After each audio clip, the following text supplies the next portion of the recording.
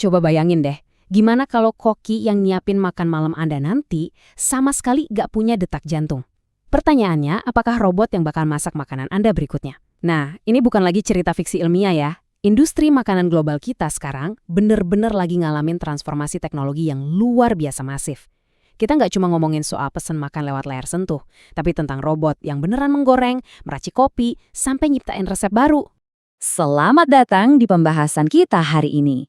Di eksplorasi kali ini, kita bakal bongkar bareng-bareng data dan artikel terbaru soal gimana teknologi itu ngerubah hal-hal yang dulunya cuma ada di novel fiksi ilmiah jadi realitas kuliner kita sehari-hari.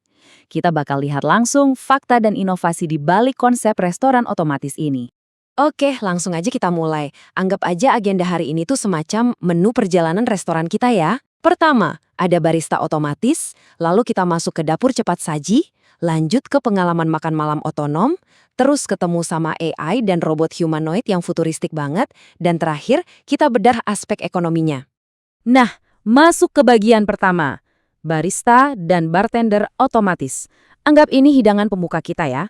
Kita bakal lihat gimana lengan-lengan mekanis mulai ambil alih meja bar dengan presisi yang, jujur aja, bikin takjub. Salah satu inovasi yang paling keren di sini adalah konsep yang namanya cobot, alias robot kolaboratif. Dulu kan, robot industri itu harus dikurung di dalam kerangkeng besi karena bahaya banget buat manusia. Tapi siapa sangka, mesin-mesin baru kayak robot Yumi dari ABB atau Kobata dari Denso ini justru didesain khusus buat kerja bareng kita. Yumi, misalnya, bisa meracik dan nyajiin secangkir kafe latte langsung ke tangan Anda, tanpa perlu pembatas kaca sama sekali. Aman dan mulus banget. Biar kebayang sehebat apa teknologi ini, coba perhatiin deh kemampuan mereka. Ada robot namanya Sawyer yang bisa bikin 5 pesanan kopi sekaligus. Terus ada Atom, ini robot pembuat bubble tea yang gak cuma kerja tanpa lelah, tapi dia juga diprogram buat menari di sela-sela pesanan buat ngehibur pelanggan. Lucu kan? Di sisi lain buat urusan bar, ada Scorpion. Robot ini pakai AI super canggih buat meracik koktail dari 20 bahan berbeda. Dan selesainya gak nyampe 1 menit. Ngomong-ngomong soal kecepatan, 40 detik. Ya, cuma butuh waktu 40 detik buat bartender robot dari Qubit Robotics di Jepang untuk nuangin segelas bir yang benar-benar sempurna.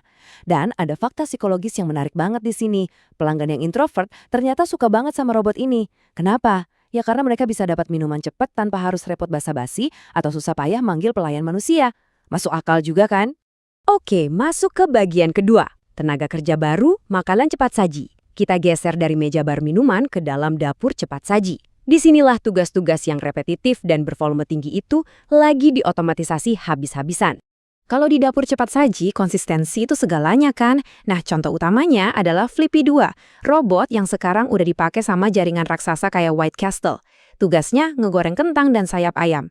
Pakai fisik komputer berbasis AI, Flippy 2 ini bisa ngenalin bahan, naruh di keranjang penggorengan yang pas, dan ngejaga suhunya.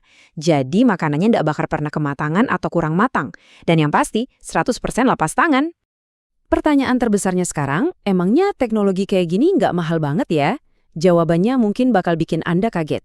Robot bernama Wingman dari Nala Robotics yang jago masak sayap ayam dan kentang goreng secara mandiri, ternyata biaya sewanya cuma $2.099 per bulan. Dan kata pengembangnya, robot ini sanggup kerja sampai 18 jam sehari tanpa henti. Jadi ini bukan lagi barang miliaran dolar yang cuma bisa dibeli perusahaan raksasa, tapi udah jadi solusi ekonomis yang sangat terjangkau buat pemilik restoran biasa. Lanjut ke bagian ketiga, pengalaman bersantap sepenuhnya otonom. Tadi kan kita udah lihat robot spesialis minuman dan gorengan. Sekarang, bayangin kalau semuanya digabungin. Kita bakal bertransisi ke restoran yang 100% otonom, di mana robot yang ngurusin semuanya dari awal sampai akhir. Coba deh bayangin tingkat kapasitas produksi mereka. Robot Pazzi di Prancis itu bisa ngadon, manggang, sampai nyajiin 100 pizza dalam 1 jam. Di Jepang, ada Connected Robotics yang sanggup nyajiin 40 porsi mie tradisional per jam. Sementara robot Alfred dari Dexai bisa meracik 25 porsi salad dengan sangat presisi. Kecepatannya luar biasa dan kualitasnya tetap dijaga ketat selama perangkat lunak canggih mereka. Ini benar-benar nunjukin seberapa besar volume produksi murni yang bisa ditangani sama sistem otomatis ini. Tapi tunggu, inovasinya nggak berhenti di robot satuan aja. Perusahaan kayak Hyperfood Robotics malah bikin satu restoran utuh di dalam sebuah dapur kontainer tertutup. Kalau kita bedah spesifikasinya, di dalamnya ada 120 sensor, oven konveksi, sistem konveyor, dan yang paling mengesankan, kontainer ini bisa ngebersihin dirinya sendiri setiap 40 menit pakai air ozon. Nol campur tangan manusia. Artinya, kebersihan itu benar-benar dijaga maksimal tanpa ada risiko kontaminasi dari staf manusia. Di sini kita bisa lihat dua ujung spektrum yang sangat berbeda. Di satu sisi, ada Molly Robotics dari Inggris. Ini robot koki pribadi untuk dapur rumah seharga $33.000, yang pergerakannya itu niru rekaman 3D dari koki profesional asli. Di sisi lain, ada Ki Robot Catering di Tiongkok. Ini operasinya masif banget, 40 robot masak buat 600 tamu, dan makanannya diantar lewat sistem rel yang melayang di langit-langit restoran. Jadi, dari dapur pribadi yang intim, sampai melayani massa dalam jumlah besar, semuanya udah bisa diotomatisasi. Nah, kita masuk ke bagian keempat, Koki AI dan humanoid. Ini elemen yang paling futuristik dari pembahasan kita hari ini. Kita bakal ninggalin lengan robotik statis dan nyambut para robot humanoid serta kecerdasan buatan yang benar-benar bertindak layaknya koki eksekutif sungguhan. Mari kita bedah sedikit spesifikasi dari robot 1X Neo ini. Beda sama robot pabrik zaman dulu yang pakai sistem hidrolik kaku dan bahaya, si Neo ini didesain punya anatomi yang mirip otot manusia. Tingginya 165 cm, tapi beratnya cuma 30 kg. Dia sama kuat dan lembutnya dengan manusia. Makanya dia pas banget buat nanganin tugas kuliner yang sensitif, kayak motong sayur dengan hati-hati. Dan yang terpenting, dia bakal terus jadi lebih efisien seiring berjalannya waktu berkat pembelajaran berkelanjutan. Terus gimana sih sebenarnya caranya robot belajar memasak? Proses 3 langkah ini ngejelasin gimana sistem mobile Aloha dari Stanford yang harganya cuma $32.000 itu dilatih.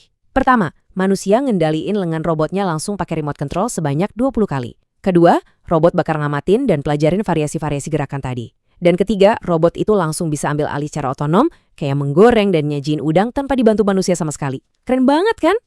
Tapi Toyota Research Institute ngambil langkah yang jauh lebih revolusioner lagi.